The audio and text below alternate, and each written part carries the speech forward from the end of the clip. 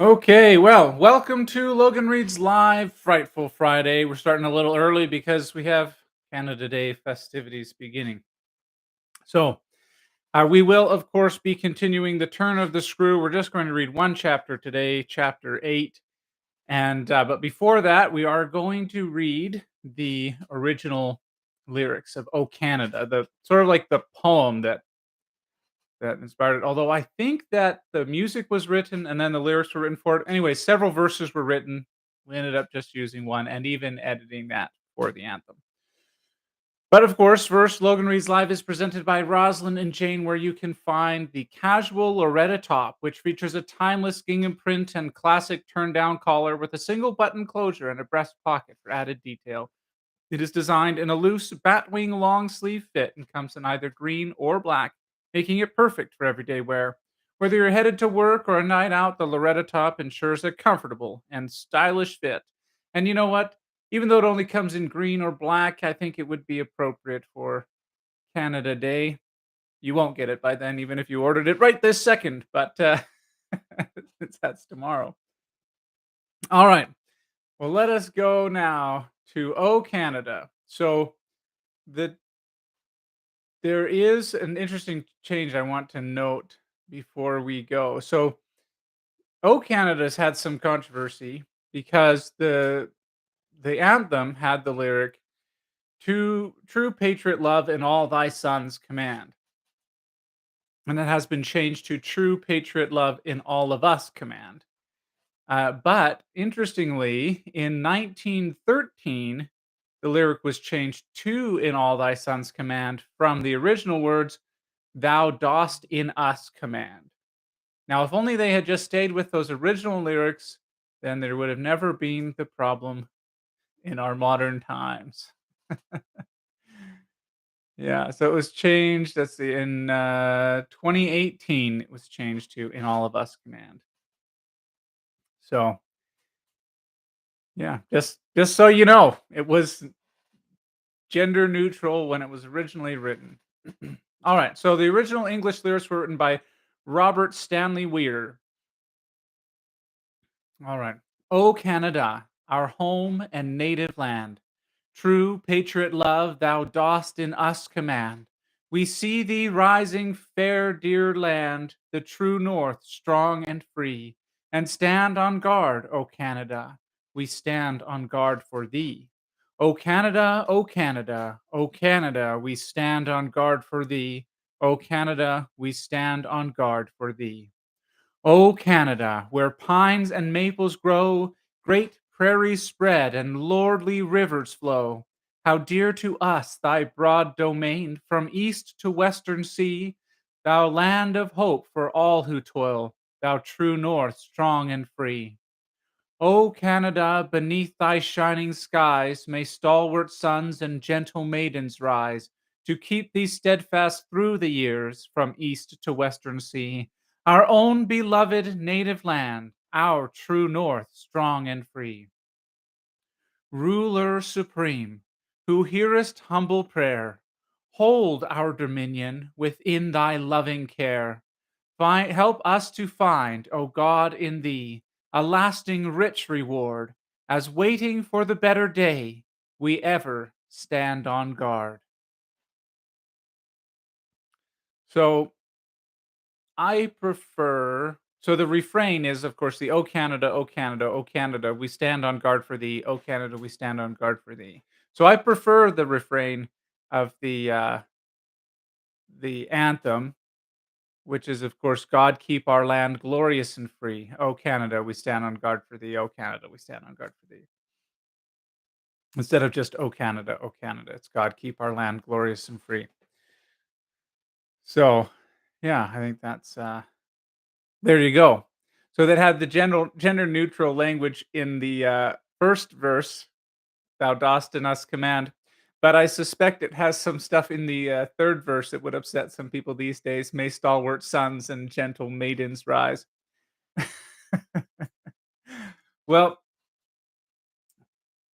I like the anthem, or I like the lyrics in their entirety when you use all 4 verses. One thing, as a Christian, I do like that "Oh Canada" is like a prayer, and the more and with the more verses, it makes it even more of a prayer. Now, that may so I'm sure there's people out there that are not happy about that, but I like it. All right, well, it's time now for the feature presentation of Logan Reads Live Frightful Friday, which is going to be, of course, Chapter 8 of The Turn of the Screw by Henry James. What I had said to Mrs. Gross was true enough.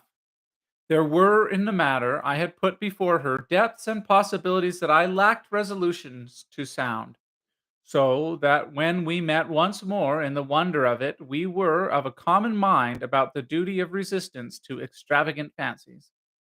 We were to keep our heads if we should keep nothing else, difficult indeed as that might be in the face of what, in our prodigious experience, was least to be questioned. Late that night, while the house slept, we had another talk in my room, when she went all the way with me as to its being beyond doubt that I had seen exactly what I had seen. To hold her perfectly in the pinch of that, I found I had only to ask her how, if I had made it up, I came to be able to give of each of the persons appearing to me a picture disclosing to the last detail their special marks, a portrait on the exhibition of which she had instantly recognized and named them. She wished, of course, small blame to her, to sink the whole subject, and I was quick to assure her that my own interest in it had now violently taken the form of a search for a way to escape from it. I encountered her on the ground of a probability that with recurrence, for recurrence we took for granted, I should get used to my danger, distinctly professing that my personal exposure had suddenly become the least of my discomforts. It was my new suspicion, sorry, it was my new suspicion that was intolerable, and yet, even to this complication, the later hours of the day had brought a little ease. On leaving her, after my first outbreak, I had of course returned to my pupils, associating the right remedy for my dismay with that sense of their charm which I had already found to be the thing I could positively cultivate, and which had never failed me yet. I had simply, in other words, plunged afresh into Flora's special society and there become aware, it was almost a luxury, that she could put her little conscious hand straight upon the spot that ached. She had looked at me in sweet speculation, and then had accused me to my face of having cried. I had supposed I had brushed away the ugly signs, but I could literally, for the time, at all events, rejoice, under this fathomless charity, that they had not entirely disappeared, to gaze into the depths of blue of the child's eyes and pronounce their loveliness a trick of premature cunning, was to be guilty of a cynicism in preference to which I naturally preferred to abjure my judgment and, so far as might be, my agitation. I couldn't abjure for merely wanting to, but I could repeat to Mrs. Gross, as I did there over and over in the small hours, that with their voices in the air, their pressure on one's heart, and their fragrant faces against one's cheek, everything fell to the ground, but their incapacity and their beauty. It was a pity that, somehow, to settle this once for all, I had equally to enumerate the signs of subtlety that, in the afternoon by the lake, had made a miracle of my show of self possession. It was a pity to be obliged to reinvestigate the certitude of the moment itself and repeat how it had come to me as a revelation that the inconceivable communion and then I, inconceivable communion I then surprised was the matter for either party of habit. It was a pity that I should have had to quaver out again the reasons for my not having in my delusion so much as questioned that the little girl saw our visitant even as I actually saw Mrs. Gross herself, and that she wanted, by just so much as she did thus see, to make me suppose she didn't, and at the same time, without showing anything, arrive at a guess as to whether I myself did. It was a pity that I needed once more to describe the pretentious little activity by which she sought to divert my attention, The perceptible increase of movement, the greater intensity of play, the singing, the gabbling of nonsense, and the invitation to romp. Yet, if I had not indulged to prove there was nothing in it, in this review I should have missed the 2 or 3 dim elements of comfort that still remained to me. I should not, for instance, have been able to asseverate to my friend that I was certain, which was so much to the good, that I at least had not betrayed myself. I should not have been prompted by stress of need, by desperation of mind, I scarce know what to call it, to invoke such further aid to intelligence as might spring from pushing my colleague fairly to the wall. She had told me, bit by bit, under pressure, a great deal, but a small shifty spot on the wrong side of it all still sometimes brushed my brow like the wing of a bat, and I remember how on this occasion, for the sleeping house and the concentration alike of our danger and our watch seemed to help, I felt the importance of giving the last jerk to the curtain. I don't believe anything so horrible, I recollect saying. No, let us put it definitely, my dear, that I don't. But if I did, there's a thing I should require now, just without sparing you the least bit more. Oh, not a scrap. Come, to get out of you. What was it you had in mind when, in our distress, before Miles came back over the letter from his school, you said, under my insistence, that you didn't pretend for him that he had not literally ever been bad? He has not literally ever, in these weeks that I myself have lived with him and so closely watched him, he has been an imperturbable little prodigy of delightful, lovable goodness. Therefore, you might perfectly have made the claim for him if you had not, as it happened, seen an exception to take. What was your exception, and to what passage in your personal observations of him did you refer? It was a dreadfully austere inquiry. But levity was not our note, and at any rate, before the gray dawn admonished us to separate, I had got my answer. What my friend had had in mind proved to be immensely to the purpose. It was neither more nor less than the circumstance that for a period of several months, Quint and the boy had been perpetually together. It was, in fact, the very appropriate truth that she had ventured to criticize the propriety, to hint at the incongruity of so close an alliance, and even to go so far on the subject as a frank overture to Miss Jessel. Miss Jessel had, with a most strange manner, requested her to mind her own business, and the good woman had, on this, directly approached little Miles. What she had said to him, since I pressed, was that she liked to see young gentlemen not forget their station. I pressed again, of course, at this. You reminded him that Quint was only a base menial, as you might say, and it was his answer for one thing that was bad. And for another thing, I waited. He repeated your words to Quint? No, not that. It's just what he wouldn't. She could still impress upon me. I was sure, at any rate, she added, that he didn't, but he denied certain occasions. What occasions? When they had been about together, quite as if Quint were his tutor, and a very grand one, and Miss Jessel only for the little lady. When he had gone off with the fellow, I mean, and spent hours with him. He then uh, prevaricated about it. He said he hadn't. Her assent was clear enough to cause me to add in a moment, I see, he lied. Oh, Miss Gross mumbled. This was a suggestion that it didn't matter, which indeed she backed up by a further remark. You see, after all, Miss Jessel didn't mind. She didn't forbid him. I considered. Did he put that to you as a justification? At this she dropped again. No, he never spoke of it. Never mentioned her connection with Quint. She saw visibly flushing where I was coming out. Well, he didn't show anything. He denied, she repeated. He denied. Lord, how I pressed her now, so that you could see he knew what was between the two wretches.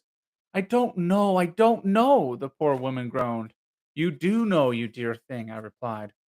Only you haven't my dreadful boldness of mind, and you keep back, out of timidity and modesty and delicacy, even the impression that in the past, when you had, without my aid, to flounder about in silence, most of all made you miserable.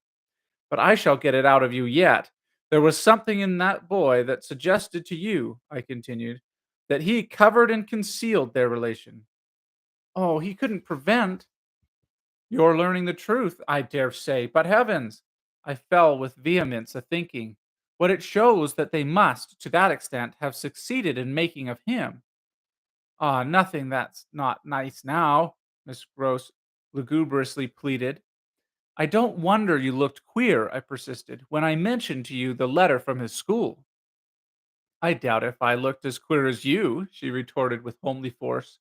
And if he was so bad then, as that comes to, how is he such an angel now? Yes, indeed. And if he was a fiend at school, how? Well, I said in my torment, you must put it to me again, but I shall not be able to tell you for some days. Only put it to me again. I cried in a way that made my friend stare. There are directions in which I must not for the present let myself go. Meanwhile, I returned to her first example, the one which she had just previously referred, of the boy's happy capacity for an occasional slip. If Quint, on your remonstrance at the time you speak of, was a base menial, one of the things Miles said to you, I find myself guessing, was that you were another. Again, her admission was so adequate that I continued. And you forgave him that. Wouldn't you? Oh, yes. And we exchanged there, in the stillness, a sound of the oddest amusement. Then I went on. At all events, while he was with the man, Miss Flora was with the woman, it suited them all. It suited me too, I felt, only too well, by which I mean that it suited exactly the particularly deadly view I was in the very act of forbidding myself to entertain. But I so far succeeded in checking the expression of this view that I will throw, just here, no further light on it than may be offered by the mention of my final observation to Mrs. Gross. His having lied and been impudent here, I confess, less engaging specimens than I had hoped to have from you of the outbreak in him of the little natural man. Still, I mused, they must do, for they make me feel more than ever that I must watch. It made me blush the next minute to see my friend's face, how much more unreservedly she had forgiven him than her anecdote struck me as presenting to my own tenderness an occasion for doing. This came out when, at the schoolroom door, she quitted me. Surely you don't accuse him of carrying on an intercourse that he conceals from me. Ah, remember that, until further evidence, I now accuse nobody. Then, before shutting her out to go by another passage to her own place, I must just wait, I wound up. And that's where we'll stop tonight. Where did I put my bookmark? There it is. All right. Well, thank you so much for coming and listening to Logan Reads Live. A little bit abbreviated tonight, but I hope you still enjoyed it.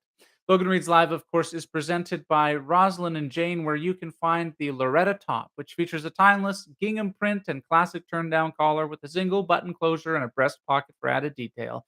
It is designed in a loose batwing long sleeve fit and comes in either green or black, making it perfect for everyday wear. Whether you're headed to work or a night out, the Loretta top ensures a comfortable, stylish fit.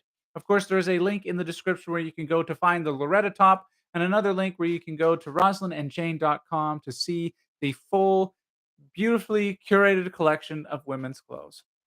Well, thank you so much for coming. I hope you have a lovely Canada Day, and we will talk to you next week. Thank you so much, and bye for now.